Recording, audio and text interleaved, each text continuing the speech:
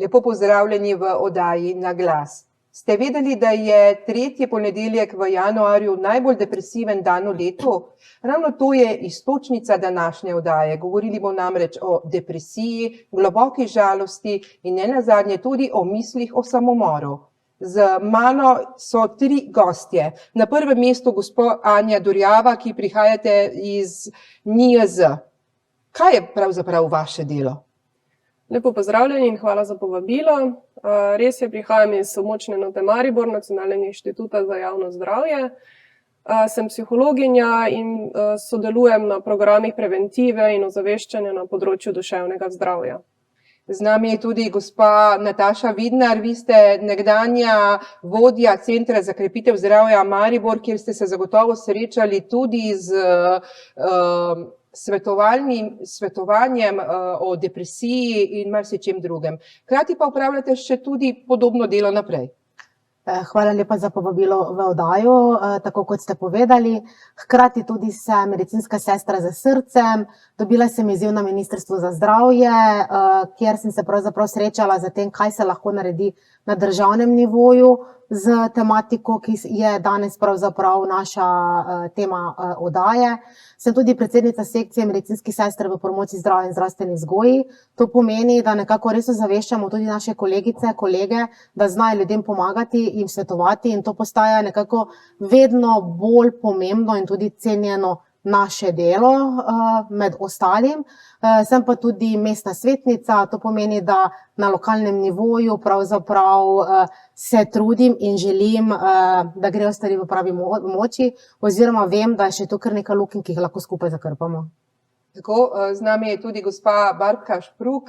Vi pa ste dejansko tista, ki je prebrodila, bomo rekli, to globoko morje depresije, zrasla, zdaj pa svetujete tudi ostalim, kako osebnostno zrasti in si izboljšati življenje. Najprej hvala tudi vam za povabilo. Res je, pred več kot 10, zdaj že kar nekaj let nazaj, torej že več kot 10-11 let svetujem, predavam na področju osebne rasti. Sem pa zelo hudo depresijo, tesnobo, anksioznost preživela med letom 2000, 2002 in 2008. In to je bila kar huda moja preizkušnja, ki sem jo, hvala Bogu, premagala. In skupaj z menoj že ogromno ljudi, ker danes vemo, da rešitve so. Tako, in tudi o tem bomo danes govorili. Pa gospa Durjava, če smemo dodati na glas, ker me je gospa tukaj spomnila. Tisto tudi, za kar sem še posebej ponosna, je moja izkušnja tudi z izgorelosti, ki je danes tudi zelo modern pojem, in tudi jaz bom danes na glas o tem govorila. Bravo. To pomeni, da smo pa pravi oddaji, da bomo na glas pregovorili o, bomo rekli, kar veliki stigmi, marsikdaj. In gospa Durjava, ravno to, se pravi, kaj je globoka žalost, kaj je depresija, kako ločiti eno in drugo? Seveda se tukaj lahko govorimo o različnih stopnjah nekih razpoloženjskih težav. Zdaj, če govorimo na začetku torej o nekih bolj razpoloženjskih nihanjih, so seveda to lahko blažje oblike. Ko pa se pojavi že neka globoka žalost, ki dalj časa traja, pa govorimo lahko tudi o depresivni motnji. Depresivna motnja je v bistvu bolezen, ki prinaša oziroma katere je dejstvo torej neka dolgotrajna in pa močna občutek žalosti in pa izguba veselja oziroma užitka ob nekih dejavnostih, ki smo jih do tedaj počeli z veseljem. Sprožijo pa lahko več stvari, ne samo recimo, bomo rekli, o smrti, izgubi ljubljene osebe, smo globoko žalostni, pademo v depresijo, lahko se pojavi tudi pri kaki odvisnosti ali pa pri čem drugem. Seveda, to je potrebno zelo ločiti. Zdaj, pri kakšnih izgubah, zlasti bližnjih oseb, je globoka žalost nekaj povsem normativnega in pričakovanega in to lahko tudi traja več kot teh 2 tednov, ki je nekako definicija tega, ali lahko govorimo že o neki depresivni motnji. Žalovanje traja lahko tudi po celo leto, ampak seveda pričakuje se, da se bo stanje nekako začelo počasi stabilizirati. Kolikor to obdobje traja ob nekih tudi stresnih dogodkih ali pa tudi, ko ni nekega zunanjega jasnega vzroka, Potem pa je tukaj mogoče res potrebno začeti razmišljati o tem, da se dogaja nekaj na področju duševnega zdravja. Gospa Vidnar, ko ste ravno prej omenili, torej, da imate svojo izkušnjo, pri vas je torej prišlo do izgorelosti. Kako se je potem to zgodilo? Kako ste vi sami ugotovili, da ste tam? Ja, mene je reševalo ravno to, da sem imela priložnost in možnost delati z ljudmi in pravzaprav jaz vedno rečem, da je moj otrok preventiva in promocija zdravja. Vso karierno pot, kot ste omenili, sem kot vodja Centra za krepitev zdravja oziroma kot svetovalka, ki pomaga ljudem, ki jih zavešča, druga zaveščala, potem pa se je v enem danem trenutku to meni zgodilo. Začelo se je, ko je adrenalin popustil, jaz sem se pravzaprav vsak dan vozila v Ljubljano, to pomeni 5 ur na poti, doma sta me čakala 2 otroka, šla sem ob 4 zjutraj od doma, ob 6, 7, če sem prišla domov. Na koncu je bilo tako, da nisem imela niti volja več v trgovino, nikamor in to se je ponavljalo mogoče mesec, 2 meseca. Potem se je začelo najprej z telesnimi znaki, torej z zelo hudo anemijo, z slabokrvnostjo, potem pa kar naenkrat kot da si odrezan, več ne mora stati. In jaz se vedno spomnim kolegice, sodelavke, za katero sem bila pred leti v pisarni in ko smo pač hodile tudi na NIJZ na ta dodatna izobraževanja, ker smo pridobila specialna znanja, smo pravzaprav je bilo posebej poudarjeno, da izgorelost je to, ko ti ne moreš v enem trenutku niti več stati oziroma roke dvigniti. In to se meni res zgodilo. Jaz eno jutro nisem mogla ne več stati, pravzaprav nisem mogla niti perila dati sušiti in sem imela zelo, zelo slabo vest. Prej sem lahko toliko stvari, potem pa več nič. In to je trajalo skoraj, bom rekla, več kot leto dni. Zdaj počasi pridobivam na moči, se vračam, ampak sem se veliko stvari tudi naučila, verjetno bom tudi kasneje še o tem povedala. Sej, mogoče samo še ostaljava, verjetno vam je tudi to pomagalo, da ste neko teorijo vedeli že prej, ne? Tako, to me je tudi, jaz rečem, vedno rešilo, hkrati pa tudi v življenju je vse z namenom, da se ti stvari zgodijo, da upočasniš tempo, da vidiš, katere stvari so pomembne v življenju, da se naučiš reči ne, in tudi bom rekla res tisto, upam, da bo to držalo, ker veliko krat pri sebi, ko poslušamo razne zgodbe, sama sem imela možnost, za kar se hvaležna, tudi biti na veliko predavanjih, ker sem veliko lahko tudi potem se naučila, da sem v tem trenutku zase naredila. Tisti trenutek vsak ve, kaj mora, ampak ta tempo, ta tok življenja nas zelo hitro potegne spet nazaj v tiste nezdrave stvari in se moraš non-stop opominjati, ne? In to zdaj počnem, ampak tako kot ste rekli, ne, vedela sem, ker sem druga zaveščala, da moram iti k osebni zdravnici, da spregovoriti o svojih težavah, da si znam upati reči, da potrebujem pomoč specialista in to, kar mi je dalo, ker sem prej povedala, da imam krasno osebno zdravnico, da sem naletela na krasnega specialista, ki je dal meni možnost, da se sama izlečem iz tega, ne, brez pravzaprav pomoči terapije. Res pa je, da tu moraš imeti trdno voljo, podporo, tudi na koncu sem ugotovila, da imamo veliko prijateljev, bom rekla veliko neke socialne mreže, ampak na koncu tisti, kateri ostanejo, je družina, ki ti res pomagajo. Na koncu tistih 10 prijateljev so 3, 2, na katere jih lahko na prste prešteješ, ki ti pomagajo. Gospa Špruk, kakšni so pa tisti vaši na nek način začetki, ko ste ugotovili, da je pa treba nekaj narediti, torej nekaj spremeniti? Kako globoko ste že bili? Ste imeli mogoče tudi misli v samomoru? Kmalu po srednji šoli sem se znašla v tej hudi stiski, depresiji. Kar na lepem nisem več čutila volje do življenja. Strah se je naselil v moje telo. Spomnim se, da včasih sem živela pri starših v Komendi, sem sedela za mizo pred oknom in gledala ven in na lepem pred sabo nisem več videla nič, ne? Samo grozo. Ne? In seveda je takrat mami poiskala medicinsko pomoč, torej pomoč psihologinje, kamor sva hodile tedensko na pogovore, ampak žal po mojih izkušnjah gospa je bila sicer zelo prijazna, ampak ni imela znanja, ni mi znala pokazati poti ven, kako naj jaz zdaj pridem ven iz te depresije, ker sem se zelo hudo počutila, ne? Tudi nisem mogla več vstati iz posle, nisem imela, še vedno rečem, če ne bi bilo mami in moje ožje družine, jaz danes ne bi bila več živa, ker pač hodiš ti psihologu na vsak teden ali pa 14 dni, on ne ve, kaj se s tabo dogaja v vmesnem času. Ne? In če mi ne bi doma pomagali, Barbka, daj vstan, daj se umi, pridi jest, ne? Jaz ne vem, kako bi funkcionirala. Ne? Seveda sva potem poiskali še pomoč psihiatrov, kar pa pri nas takrat sistem 15-20 let nazaj, ko sem se jaz o tem znašla, je bilo po 5 minutah pogovora takoj antidepresivi in počakajte, bodo prijeli čez 3 tedne, meni pa niso. Tako kot pravim, nekateri pravijo, da jim antidepresivi pomagajo, da so jim rešili življenje. Jaz sem ena izmed tistim, ki jim je antidepresivi povzročile samomorilne misli, kar piše tudi v stranskih učinkih zdravil, na kar nihče ni upozoril ne moje mami, ne mene, da naj jih obvestim, kar bi mogla uradna medicina dati pod nujno med prebivalstvo. Torej, jemljete antidepresive. Če se super počutite v redu, če po jemanju dobite samomorilne misli, nujno obvestite osebnega zdravnika. Ker takrat sva midve z mami pač povedala, da se je meni po jemanju zelo, zelo poslabšal, oni pa seveda so nadaljevali kar z večjimi dozami zdravil, oziroma potem sem jaz tudi, ker je prišlo do stanja manije, zaprosila za vstop v psihiatrično bolnico.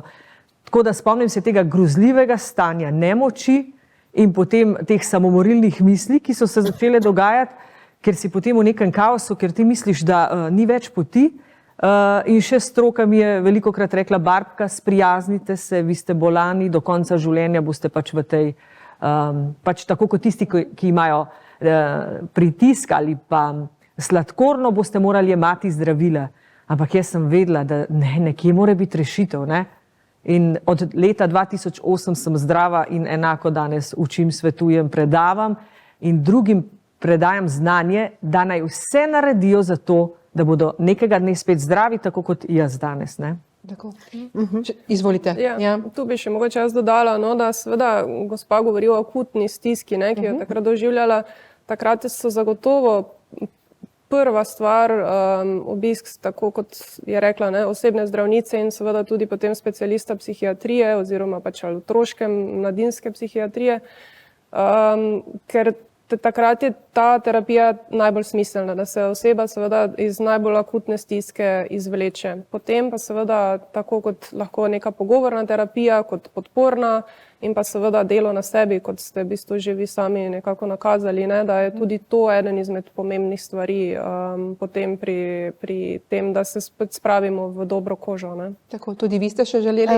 Ja, tako, mogoče sem jaz prej pozabila omeniti tudi take tipične znake, ki se velikokrat pojavljajo, ker danes je izgorelost.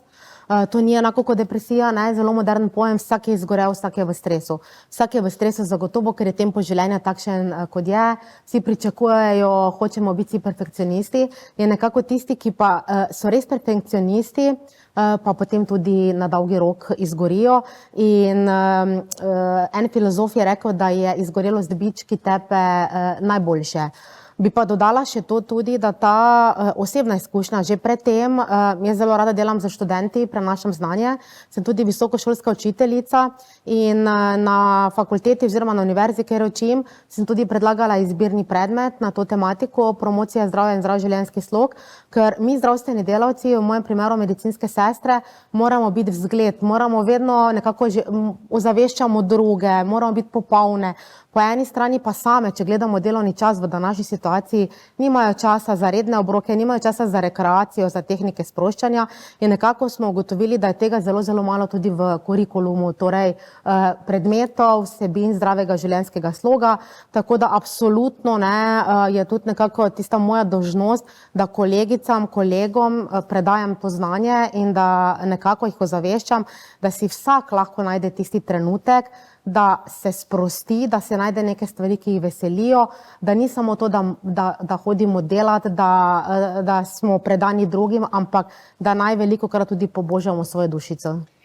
Vi ste še želeli nekaj dodati, potem pa gremo naprej? Ja, glede na to, da je gospa iz NIJZ, mi je zanimivo, da lepo, kot sem jaz vedno rekla, vsem tudi rečem, seveda sem poiskala pomoč uradne medicine, ampak želim si, da bi NIJZ imeli več sočutja tudi do takih, ki smo imeli pa slabo izkušnjo in nas pa ne slišijo, niti nimajo posluha za nas, kot da je samo ena pot Samo to pomaga, namesto da bi slišali tudi nas, ker nekaterim pomaga, nekaterim pa ne in bi morali stopiti, tako kot vedno rečem, most narediti med nami, ki smo bili zelo hudo oškodovani s strani sistema, a ne, in bi nas slišali, da bi se v sistemu kaj spremenilo. Recimo, že včeraj bi mogli biti terapevti ali pa svetovalci po vseh bolnicah, šolah, zdravstvenih domovih, da bi se ti šel pogovarjati. Tega 15 let, 20 let nazaj ni bilo, danes je še manj. Velikokrat ljudje rečejo, pol leta, 1 let čakam, 2 let. Ja, to je žalostna resnica, zato pravim, dajmo govoriti resnico. A ne, vsi imamo slabe in dobre izkušnje, ampak glede na to, kako je bila naša družina zaradi tega oškodovana, pa ne samo moja, seveda od mnogih, ne, ker nismo dobili prave pomoči, a ne, ker vemo, da ima zdravnik na voljo 5 minut in v 5 minutah napiše zdravila in pojdi domov in ti si rešen. To ni rešitev, ne. Čas je, da bi končno že začeli zaposlovati, da bi imeli čim več vrat odprt, da bi se ljudi res reševalo. Realnost je popolnoma drugačna. Pa bomo naredili iz te oddaje ravno ta most, zato ste tudi vi povabljeni, da vsaka svoj vidik postavite in se bodo tudi ljudje lažje odločili, ali bodo naredili to, ali bodo naredili ono, sploh kar se tiče samega svetovanja. Zdaj pa, če bomo pa govorili seveda o akutnem čustvenem stanju, v katerega človek pravzaprav lahko zelo hitro pade, ne? Pa je tisto, kadar je pa nujno potrebna takojšnja pomoč, pa se bom kar na vas obrnila, se pravi, ko ima človek slabe misli, črne misli, kot rečemo, ne, misli o samomoru, ko ne vidi izhoda, kam se lahko obrne, koga lahko prosi za pomoč. Verjetno na prvem mestu recimo družino, prijatelje, ki so v bližini, če si seveda upa sploh povedati, ne, češ, jaz pa sem v stiski. Ja.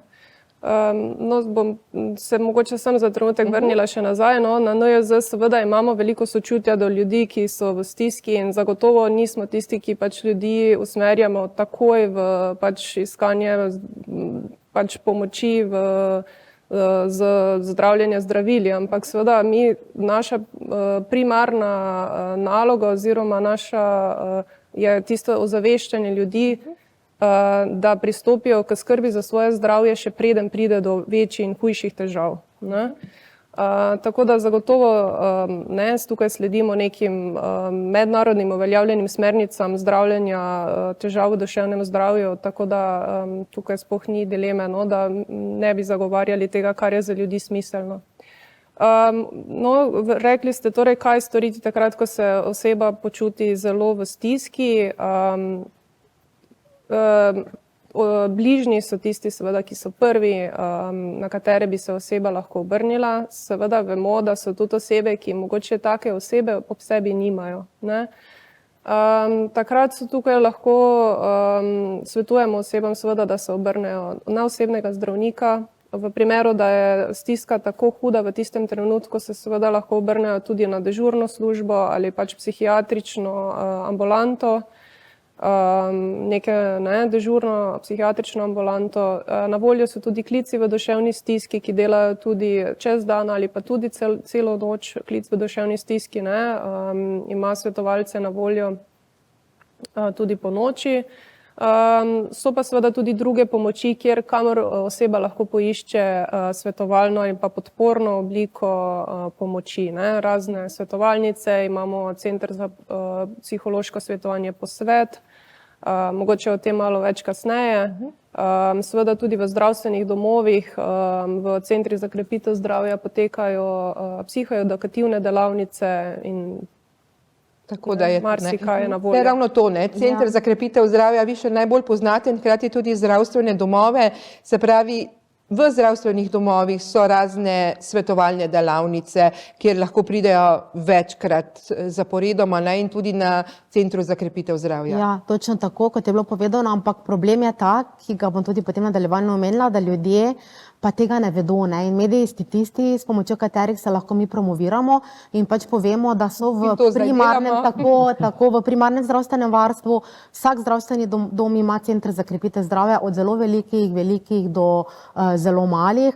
Zaposleni so psihologi, zdravstveni dom Maribor ima kar veliko število psihologov, celo magistrov psihologije, ki tudi, ko nekdo pokliče, pove za težave, povabijo človeka, pacienta, kakorkoli bomo mu rekli, ki ima duševno stisko, na pogovorno urico, ki je brezplačna. Lahko pa tudi to omenimo osebnemu zdravniku in nas bo on poslal v Center za krepitev zdravja, nadal kontakt ali pa poslal v Center za duševno zdravje. Ni pa treba napotnice, ne? Tukaj ni potrebna napotitev, zato ker to so stvari, ker bi potem bilo še manj ljudi, da bi prišli do osebnega zdravnika, tako da mogoče v tej priložnosti na Googlu so vsi kontakti vseh centrov za krepitev zdravja po Sloveniji, lahko pokličete, se naročite in sem prepričana, da vam bodo zdravstveni delavci v vsakem od teh tudi nekako svetovali ali vse usmerili, kje se poišče pomoč. Bi pa mogoče to povedali, da tega pa ravno ljudje ne upajo, še vedno ne, niti se ne upajo izpostaviti, ne, ker jaz, ko sem se v eni oddaji imela priložnost pač povedati znake izgorelosti, skozi kakšno pot sem šla, katere izzive, bom rekla, zdravljenja sem izbrala, sem potem šla, ne vem, po Mariboru na kavo ali pa sem srečala znance, prijatelje, pa so rekli, super, mi smo te gledali, jaz sem te gledala, veš kaj mi lahko poveš, jaz imam tudi te pa te znake, ali misliš, da je to zdaj izgorelost, pa komu naj povem, jaz si ne upam osebni zdravnici tega povedati, tako da še vedno pa je, bom rekla, neka stigma, sploh o depresiji, tesnobi govoriti, mogoče o izgorelosti, ker je moderno, tako smo danes že ugotovili, se mogoče še veliko govori, ampak pravih znakov tudi ne znamo nekako sami pri sebi izluščiti, ne. Še vedno ljudje ne upajo, ne, k zdravniku za težavami, za duševno motnjo, to ugotavljamo. In tudi sama zdaj, ko delam v Centru za naročanje ambulant družinske medicine, ugotavljam, ko ljudje pokličajo zdaj v tem decembrskem predprazničnem času in tudi zdaj en teden, torej v novem letu, ravno 3. januarja, ko smo prišli nazaj, je bilo ogromno klicev, sploh tisti, ki so bili doma sami, ki niso imeli možnosti se veseliti in so doživljali zelo velike stiske, ne. In pač sama, ker pa sem šla skozi to pot, ljudje ne samo, da naročim zdravniku, ampak tudi mu že ob telefonskem pogovoru svetujem, poiščite pomoč v Centru za krepitev zdravja, pogovorite se z zdravnikom, pogovorite se doma, ne, tako da prvo svetovanje, prva usmeritev je za ljudi zelo pomembna. Tako, Barbka Špruk, omenili smo že, ne, da tudi vi svetujete drugim. Kako to pri vas gleda? Vi ste verjetno tudi nekaj knjig prebrali, jih tudi priporočali drugim za osebnostno rast. Svetujete neko rutino, nek pozitiven pogled na svet ali kako priti do tega, ne? Izpostavila bi telefon Samarjan, torej številka je 116 123, brezplačna številka, ki vam je na voljo 24 ur na dan, ki je meni zelo pomagal 20 let nazaj, ko sem bila v hudi stiski in so mi bili non-stop na voljo. Zato si želim, da bi bil v samem vrhu, tako kot številka 112, 113 bi mogla biti številka 116, 123 brezplačna številka za ljudi v stiski, da kadarkoli ti čutiš hudo stisko, pa se recimo nekateri se odpeljejo do zdravnika, nekateri pa nimajo te moči, da bi vsaj nekoga poklicali, ker tam so zelo prijazni ljudje, ne? In obenem, pa tako kot vedno rečem, ogromno je alternativnih možnosti, ne samo uradna medicina, kar je pač dosegljivo, so tudi alternativa, torej delavnice, svetovanja, ne samo jaz, ampak tudi mnogi drugi, ki so dostopni ljudem in jaz imam zelo dober občutek, ker se zelo dobro širi med ljudmi in ljudje že vedo, da se da veliko narediti tudi sam, da začni danes, ne? Knjižnica, ko nekdo reče, jaz pa nimam denarja za svetovanje, terapije, knjižnica je dostopna, ko sem bila jaz brezposelna, torej pa še sesuta včasih, ne, sem si vsaj to probala nekako omogočiti, ne. Tako da vedno rečem, možnosti je ogromno. Jaz sama vodim tudi skupino na Facebooku, kjer nas je že skoraj 10 000 v skupini Pozitivna klepetalnica z Barbko, kjer vsakodnevno objavljam pozitivne misli, odlomke iz knjig, da je motivacijsko, ko je nekdo na tleh, da ve, aha, marsikdo mi reče, Barbka, jaz vsaj preberem in zdaj že razmišljam, da je možnost, da jaz ven pridem ali da nekoga poiščem za pomoč. Ne? Evo, najlepša hvala, en kratek predah si bomo naredile, potem pa se vrnemo. Tako da, dragi gledalci in gledalke, ostanite z nami, kaj kmalu se vrnemo, takoj po oglasih.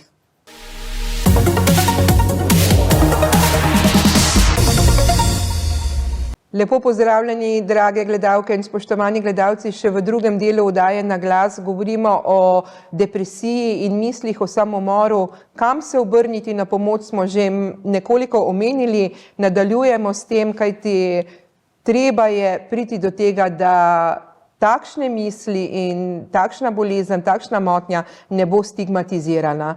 Pa poglejva, tudi Center za psihološko svetovanje Posvet je, kaj ne da, gospa Dorjava, omenili ste ga že prej, se pravi med 9. in 19. uro se lahko pokliče na telefon 031 704 707 ali pa se jih osebno obišče v Ljubljani na Tržaški, hkrati pa imajo kar v marsikateri občini tudi svetovalnice. Ja, tako je, omenili ste eno izmed mrež svetovalnic v Sloveniji. Center za psihološko svetovanje Posvet deluje v 19 krajih v Sloveniji, omenili ste sedež v Ljubljani, imamo ga pa tudi v Podravju v Mariboru. Tam nudimo, sama sem tudi tam svetovalka, psihologinja, nudimo brezplačna svetovanja posameznikom, parom, družinam. Je pa v Sloveniji organiziranih tudi 6 svetovalnic za mladostnike od 14. do 18. leta. Tako da omenili ste kontakt, kamor se ljudje lahko v bistvu vstopijo v prvi kontakt in seveda potem obiščejo svetovalca v enem izmed bližnjih krajev. Lahko pa tudi takrat, ko so v stiski, pokličejo, ne? Da se jih verjetno lahko napoti oziroma naroči na to svetovanje, ne? Seveda, osebe ponavadi kličejo takrat, ko prepoznajo pri sebi, da bi potrebovali dodatno podporo, pomoč, v sprejemni pisarni presodijo, vkolikor ne, smo mi ustrezni, ki bi lahko pač nudili tej osebi pomoč in je potem v dokaj kratkem času oseba tudi sprejeta v svetovalnici. Mogoče zdaj tudi čas, da povemo oziroma jih naštejemo vsaj še nekaj ostalih.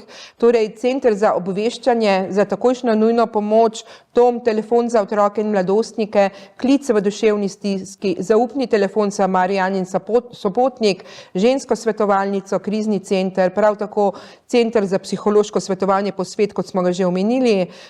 Pri vas na NIJZ imate tudi program Mira, kaj ne? Mogoče kakšno besedo o tem? Ja, program Mira je v bistvu nacionalni program duševnega zdravja in na spletni strani programa Mira v bistvu ljudje lahko dostopajo do številnih informacij o tem, kam se obrniti po pomoč, pa tudi o samih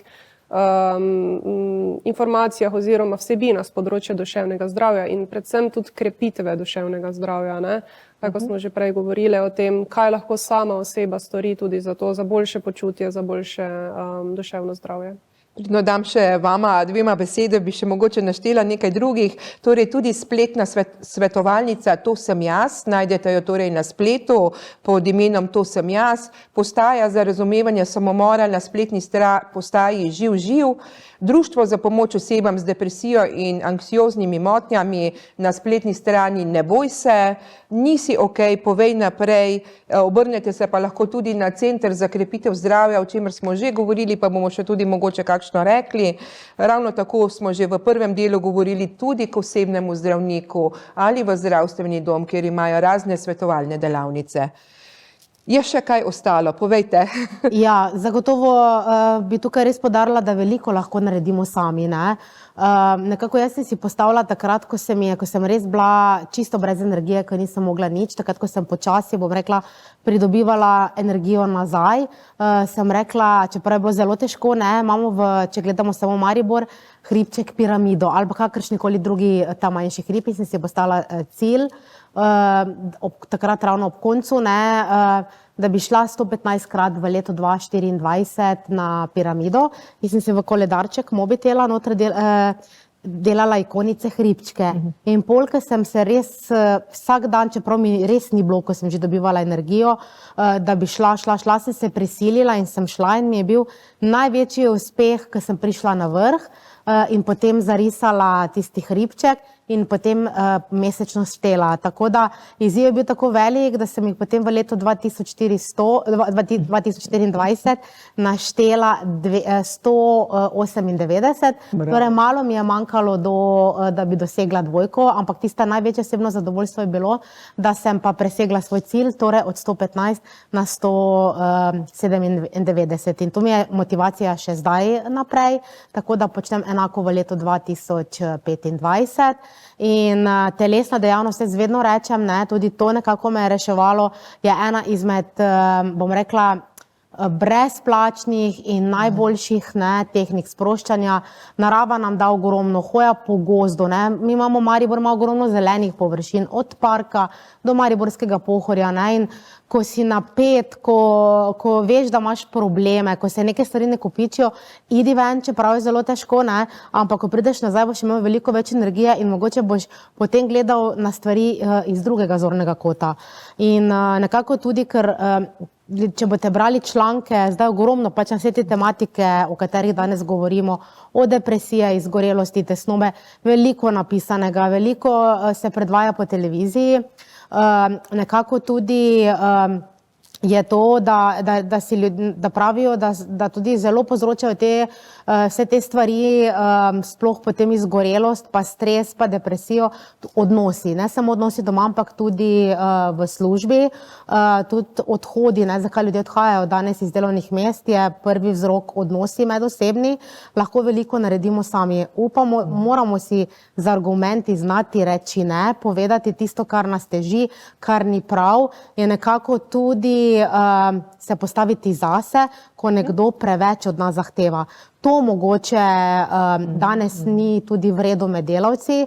Je nekako spet, če gledamo, ne vem, vemo danes zdravstvo, o katerem vsi govorijo, o sociali, ker se dela vse dneve, mi moramo skrbeti za druge. Nekako vedno pogumljam študente, kolegice, ne, sploh kolegice, ker študenti so XY generacija, ki mogoče imajo to preveč v ono smer, da si preveč dovolijo nekih stvari, se zelo postavijo zase, ampak mogoče ta generacija moja, pa še starejše, pa ne, to je sindrom pridne deklice, ker smo bili že od nekdaj naučeni, tudi jaz, ne, sem bila tako vzgojena, ampak treba se postaviti zase, z argumenti, treba je reči ne in treba je predvsem poskrbeti zase. Gospa Barbara Špruk, pa takole, treba je tudi vzpostaviti neko rutino, imeti v tistem pozitivnem pogledu na življenje oziroma v iskanju tega pozitivnega pogleda si mogoče tudi zapisovati dnevnik ali dnevnik hvaležnosti ali pa dnevnik, kaj sem počel in kaj bom še lahko počel. Ne? Tudi zato, da ga vidimo takrat, ko smo mogoče čustveno tako rezervani, da ne vidimo poti naprej, ne? Da vidimo, aha, poglej, še imam možnost, še imam želje, še jih lahko uresničim. No, in ravno tako, kot je ta gospa povedala, zelo pohvalno, to zelo cenim, ko nekdo iz lastne izkušnje pove, tak je zame kredibilen, ker vem, da je dal čez, razume. Ne? Tako sem jaz leta 2008, ko sem se postavljala na noge od neuspešnega zdravljenja, pač ko sem v tistem krogu začaranem psihiatrije in psihologov se vrtela, takrat sem vedela, da moram ukrepati.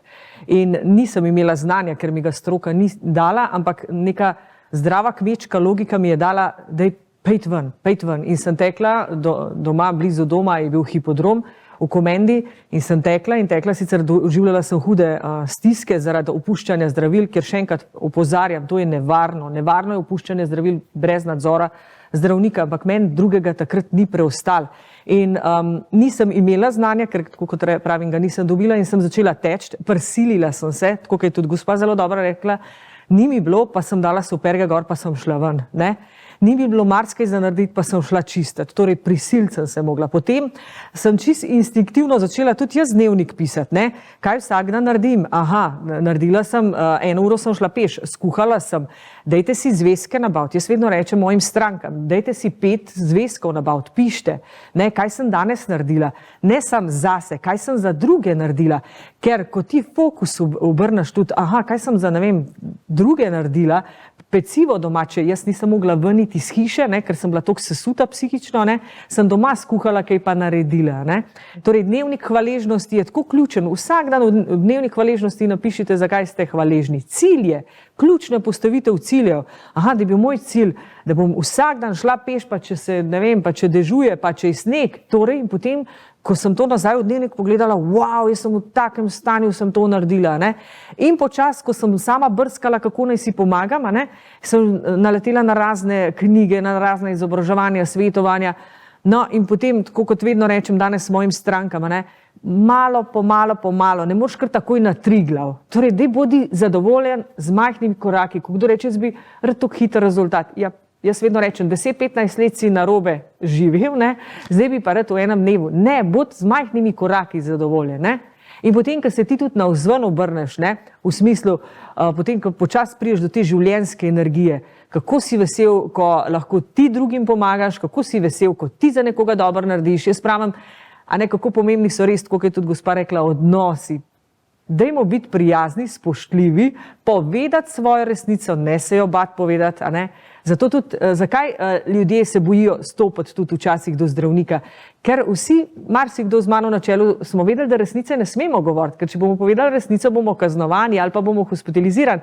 Če bi pa bili tako sprejeti sočutno, bi vse bilo drugače. Ne? Tako da vedno rečem, da naj pride spet do izraza ta srčnost. Pa vsi smo ljudje, tudi jaz delam napake, tudi jaz kdaj nisem prav ravnala, ampak gremo naprej, se učimo biti boljši ljudje. Predvsem pa mi trpimo, zakaj ljudje v depresiji trpijo, to nihče ne pove, zaradi razmišljanja, ker ti tako padaš v ta umski sistem negativizma, da se niti ne znaš izklopiti. In ko se ti izklopiš in priklopiš na cilj iz navdiha, na intuicijo, na to notranjo radost, lepo vidiš, da ni vse tako črno.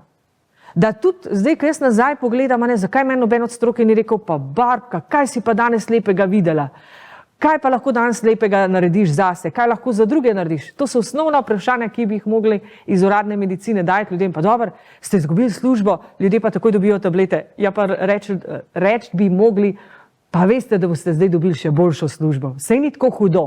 Torej, treba je spodbujati, da ni stvar tako temna, kakor se vidi na začetku. Ne? Tako, pa se bova midva, gospa Dorjava, obrnili še nazaj na tisto, o čemer smo že pravzaprav govorili, o pojavu samomorov v Sloveniji.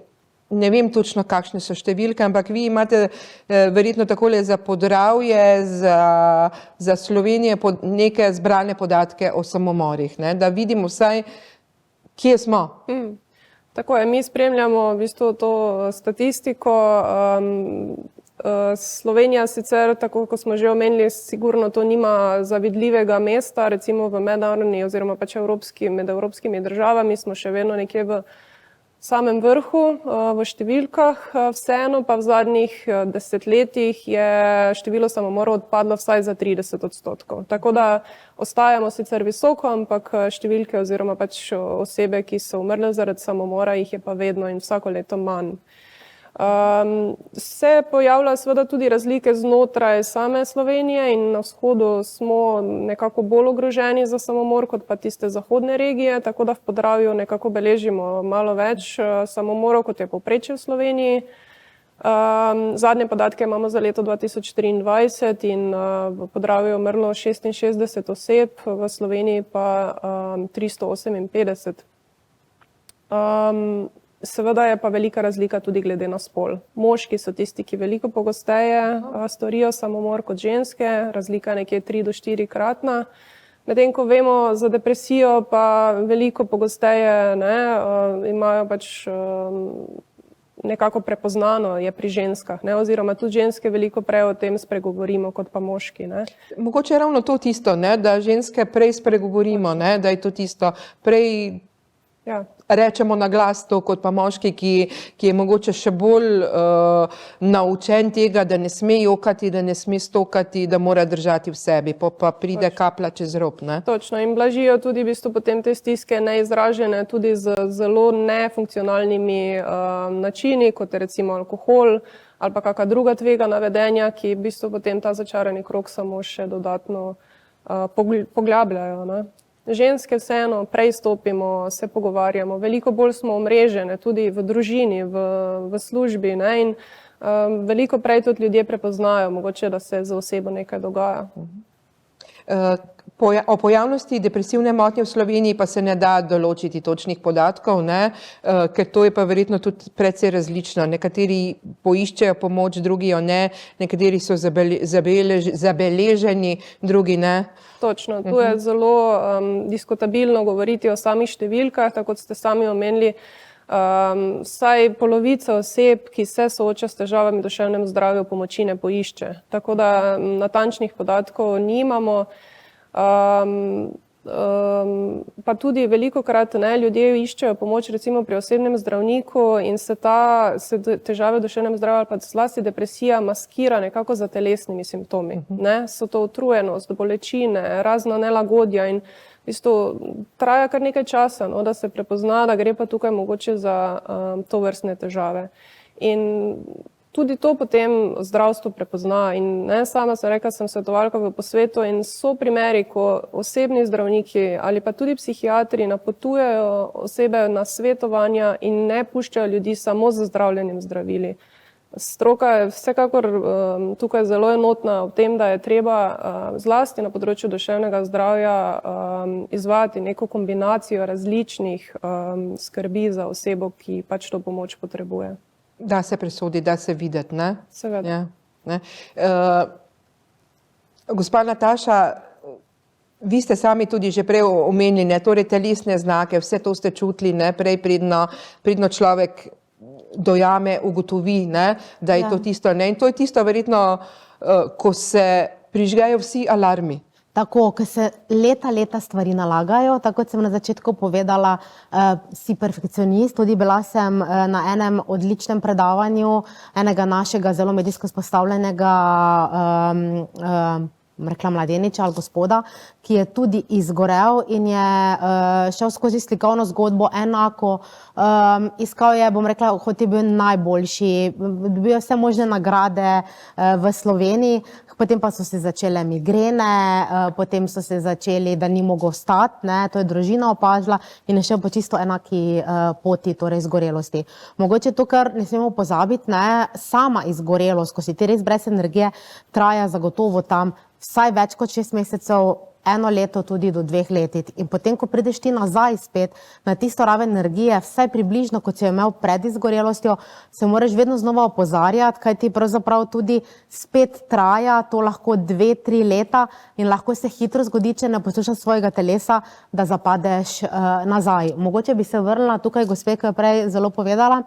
Jaz prej nisem poznala, nisem nikoli pisala dnevnikov, potem pa si šla v eno trgovino in so imeli res, pa to je bila taka trgovina z živili, razstavljeno, torej mi je bilo namenjeno dnevnik sreče. Tako sem ga kupila in je bil prav slikovno narejen, kjer si zapisoval od 1 do 5 ocene, kako si počutiš, dogodke, ki te razveseljujejo.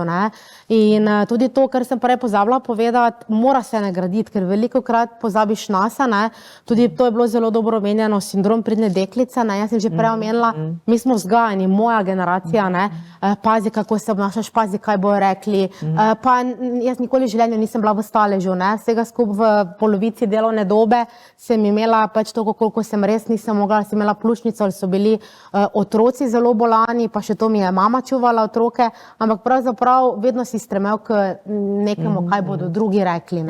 In je to bil prvi stalež in na to moramo velikokrat pač nekako pri sebi, ni važno, kaj bodo drugi rekli. In jaz sem si tudi privoščila, potem, ko sem dobila malo energije, oziroma že veliko energije, da sem tisto, kar sem imela našparano, privoščila sebi pa hčeri izlet v New York.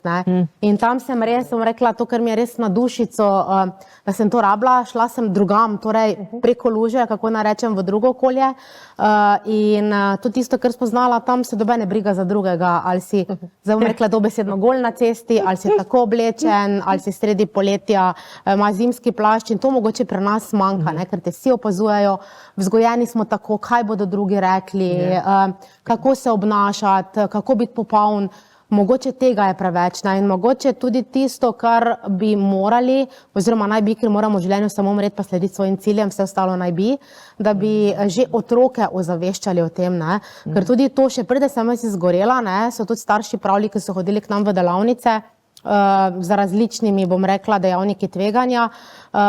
otroci, ne, naši, oni bojo zelo hitro, bom rekla, na stopni stresa že pri 30-40 letih. Vemo, da je šolski sistem sam po sebi že zelo naporen, potem pa zraven še ima vsak nešteto interesnih dejavnosti, zelo malo otrok se pa igra sproščeno na dvorišču, tako kot smo se mi včasih. Ne. In bojim se, kam bo to vse skupaj šlo. Ne. Povejte, gospa Barbka, ravno to sproščenost. Se da priti do tega? Je to lahko rešitev marsikatere težave? Ja, tako kot Tudi je gospa rekla, kakšnega, kot ta gospa to dobro, vi, ki ste rekli, ne, kaj bodo drugi rekli. Ko sem se jaz znašla v tej stiski, prej so me vsi v vasi v Komendi poznali kot veselo, zabavno, družabno, na lepem, pa jaz spadam v depresiji. In jaz sem se začela skrivati, nisem hotela iz hiše, da me ne bi kdo videl, sem se v avto ponavadi kar v zadju ulegla, da ne bo kdo videl, jaz ne znam govoriti več, nisem mogla več komunicirati. Torej, s čim sem se jaz takrat ukvarjala? In to večkrat seveda tudi stroki povedala, da me je sram, mene je bilo sram, jaz sem se počutila krivo, ko sem se v tem znašla, ne? Pa kaj bodo drugi rekli, je bilo skozi, ne, v glavi. Potem pa, jaz vsakmu rečem, pa kje imajo ljudje časa se s tabo ukvarjati, ampak naš moj je mlev, kaj bodo drugi rekli, kaj bo to?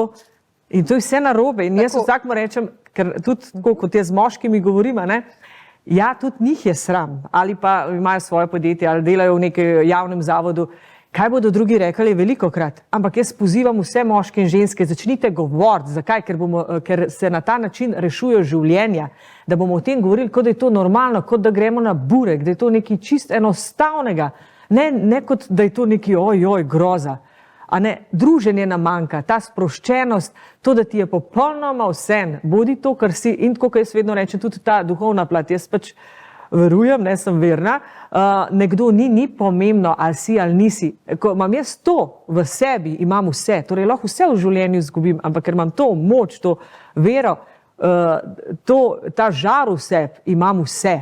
Torej nisem odvisna od zunanjih dogodkov, dejavnikov, kaj se mi dogaja, ampak da jaz živim, da sem jaz to, kar sem. Tako, to je pravzaprav zdaj naša zadnja minuta, tako da gospa Vidnar, še vas prosim za en takšen kratek poziv, minutka. Ne? Ja, rana je mesto, skozi katero vedno posije svetloba. Tudi jaz sem se to od Rumija naučila, prebrala ogromno knjig na to tematiko.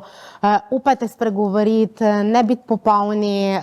Na koncu res se gotoviš, da je družina tista, ki ti nekako najbolj stori ob strani. Vlagajte v svoje odnose in ker, tako kot sem vodaj rekla, moj otrok je zdrav življenjski slog, motivacija za zdrav življenjski slog ima prednost pred zdravili, samo skupaj lahko krepimo in ohranjamo zdravje. Bravo. Tako, in še gospa Dorjava, še vi, kakšen je vaš apel za družbo, za posameznika? Ja, veliko smo danes govorili o iskanju pomoči in v bistvu tudi o tej skrbi zase, ampak tudi jaz bi poudarila, da ta stik z bližnjimi, z sočlovekom, krepitev teh medosebnih odnosov je tukaj eden izmed zelo, zelo pomenih varovalnih dejavnikov, da oseba čuti, da ima pripadnost, da nekje spada, da ima ljudi kot nek rešilni jopič, ki ga bodo lahko tudi, na katere se lahko obrne, ko so stvari nekoliko težje. Tako da pogovor, spregovoriti in krepiti tudi te medosebne človeške odnose. Ne se samo obračati v sebe, v svoje misli in v tem smislu. Tako, najlepša hvala vsem trem, da ste bili moje gostje. Marsikatero takole rešitev smo pokazali, marsikatera vrata se lahko odpre, tako da verjamem, da je pomoč na dosegu roke, le videti jo moramo. Res je, Ja, hvala. res je. Hvala Hvala. za povabilo. Hvala. Tako.